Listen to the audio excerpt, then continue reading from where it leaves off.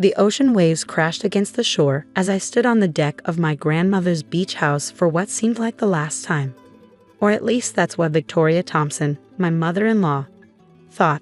I'm Sophie Chin, and this is the story of how I outsmarted one of Boston's most ruthless real estate moguls at her own game. The house had been in my family for 3 generations.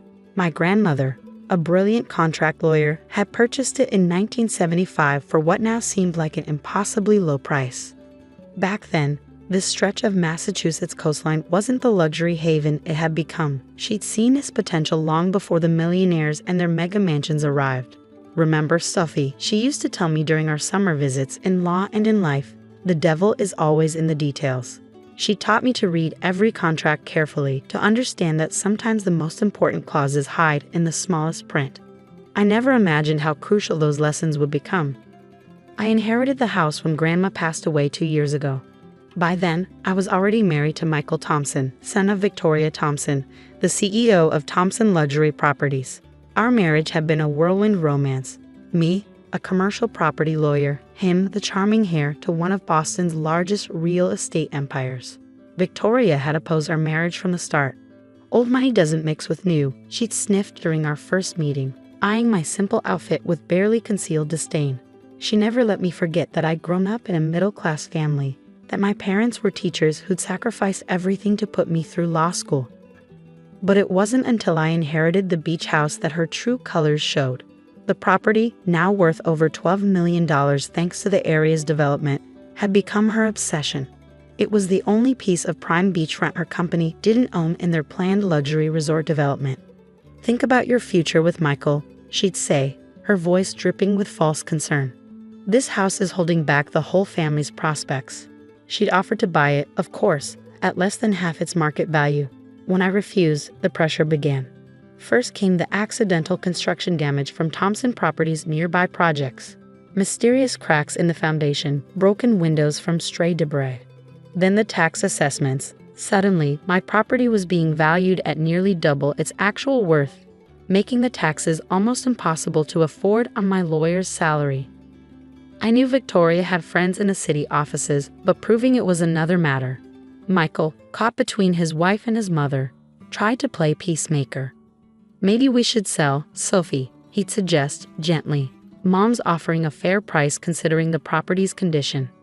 The property's condition, which had mysteriously deteriorated only after I'd refused Victoria's offers. But I held firm, remembering my grandmother's stories of how she protected this house through decades of attempted buyouts and legal pressure. The house wasn't just property. It was a symbol of everything she'd achieved as a woman in law when female lawyers were rare. She trusted me to protect it. Then came the night that changed everything. Victoria invited us to dinner at her mansion in Beacon Hill. A family reconciliation, she called it. I knew better, but Michael insisted we go. The dining room was intimidating, all dark wood and crystal chandeliers. Victoria sat at the head of the table like a queen holding court, her silver hair perfectly styled, diamonds glittering at her throat. Sophie, darling, she began, gesturing for her lawyer to hand her a folder. I think it's time we resolve this unfortunate situation. She slid the property deed across the table. Sign it over to Thompson Properties and all our problems disappear. $5 million in cash, plus a guaranteed position as junior counsel at our firm. I looked at the deed, then at Michael, who suddenly seemed very interested in his wine glass. And if I refuse? Victoria's smile turned cold. Then I'm afraid things will become very unpleasant. The city is investigating structural concerns about your property. Environmental issues. The place could be condemned. She leaned forward. And Michael?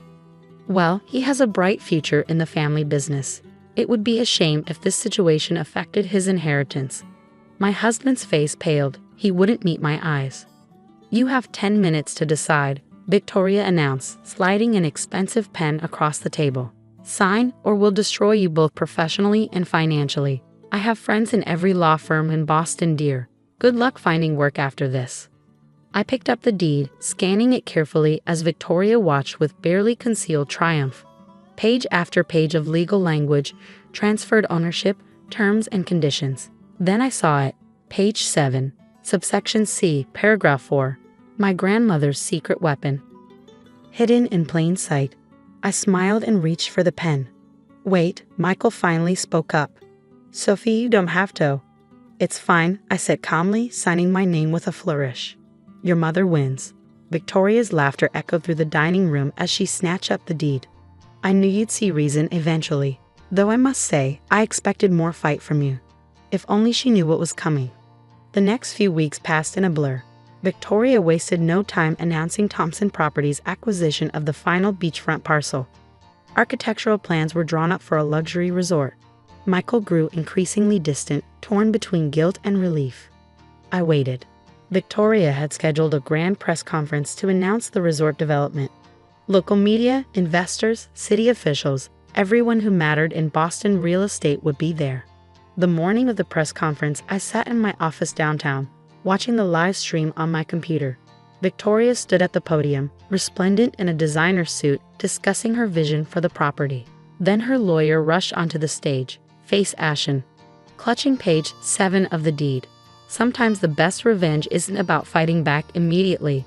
It's about letting your enemies walk right into the trap they set for themselves. My grandmother taught me that, along with the secret that was about to bring Victoria Thompson's empire crashing down. The look on Victoria Thompson's face when her lawyer whispered in her ear was worth every moment of humiliation I'd endured.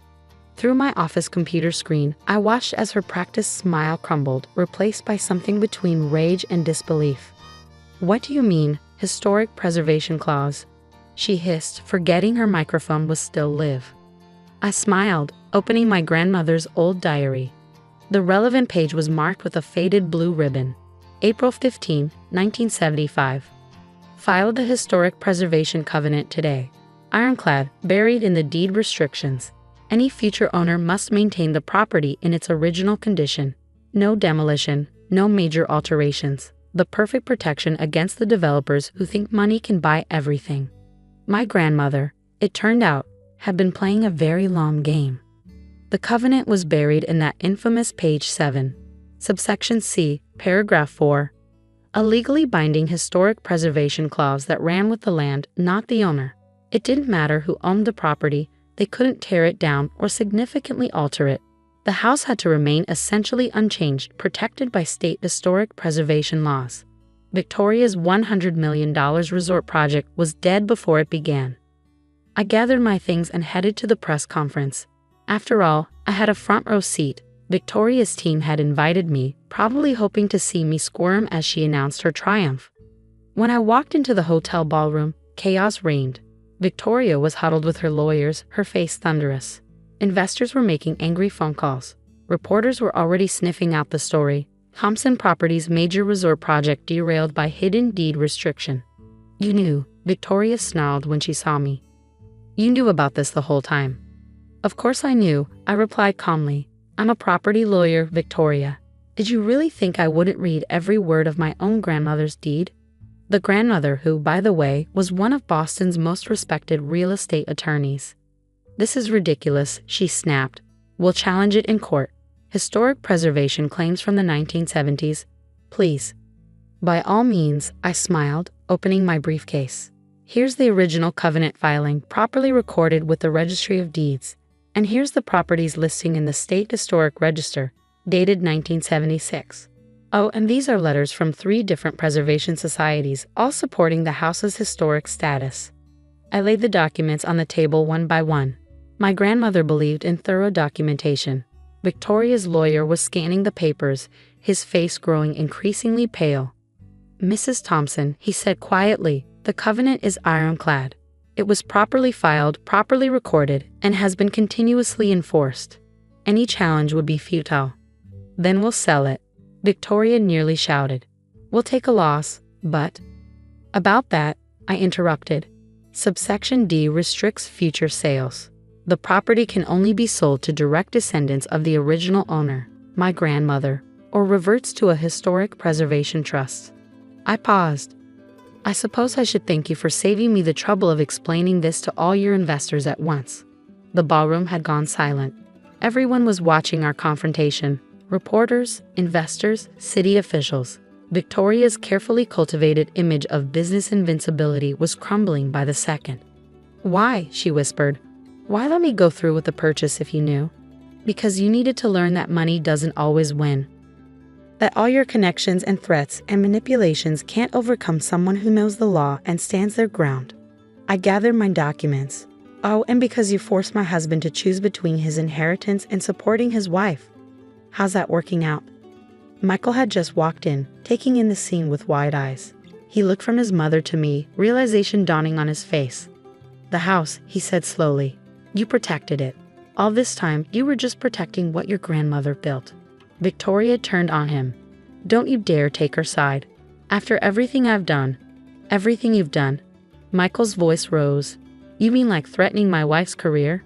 Damaging her property? Forcing me to choose between my marriage and my inheritance? He walked over to stand beside me. I choose my wife. Victoria sank into a chair, her empire of intimidation collapsing around her. The reporters would have a field day. Boston's biggest real estate mogul, outsmarted by the daughter-in-law she tried to destroy. In the weeks that followed, the story became a legend in Boston legal circles. Victoria's investors pulled out of Thompson Properties in droves, uncomfortable with her tactics once they came to light. The mysterious property damage stopped. The tax assessments returned to normal. Michael and I moved into the beach house. He's learning to surf, something he never dared do when his mother was controlling his life. We're talking about starting a family, raising our children in the same rooms where my grandmother taught me about justice and standing up for what's right. Victoria still won't speak to us, but her power over our lives is gone. Last week, she announced her retirement, citing health concerns. Thompson Properties is being restructured, with Michael as the new CEO, implementing more ethical business practices. As for me, I started my own law firm, specializing in protecting historic properties and small property owners from predatory developers. My grandmother's diary sits on my desk, a reminder that sometimes the best defense is built decades in advance by someone wise enough to see the future. The beach house stands proud on its stretch of sand, unchanged by time or greed. On quiet evenings when the sun sets over the water, I sit on the deck and read through my grandmother's old legal files, discovering new layers of her brilliance. Remember Sophie, she wrote in her last letter to me, the law is meant to protect what matters, not just property, but principles. Use it wisely, and it becomes a shield that no amount of money can break. Last month, a young lawyer came to me for advice. Her family's small restaurant was being threatened by a large developer. As I helped her find the legal tools to protect her heritage, I saw my grandmother's legacy living on. Michael joined me on the deck yesterday evening, watching the waves roll in. You know, he said, I never understood why this house meant so much to you until now. It's not just a building, it's a statement that some things aren't for sale. I leaned against him, smiling. Your mother taught me something too, I said. Sometimes when people show you who they are, the best response is to let them keep talking while you quietly read page 7. The house will outlast us all, protected by my grandmother's wisdom hidden in plain sight. Victoria learned the hard way that true power doesn't come from money or connections. It comes from understanding that justice, like the perfect legal clause, only needs patience and principle to prevail. Every morning, I walk along the beach, watching the sunrise paint the old house in shades of gold. Developers' plans come and go, but some foundations, like truth, love, and carefully written covenants, are built to last forever. And somewhere, I like to think my grandmother is smiling, knowing that her legacy lives on in both the house she protected and the granddaughter who learned to fight with wisdom instead of wealth. As for Victoria, they say she's writing a book about real estate development. I sent her a note suggesting she pay special attention to page 7 of her publishing contract. Some lessons, after all, take time to sink in.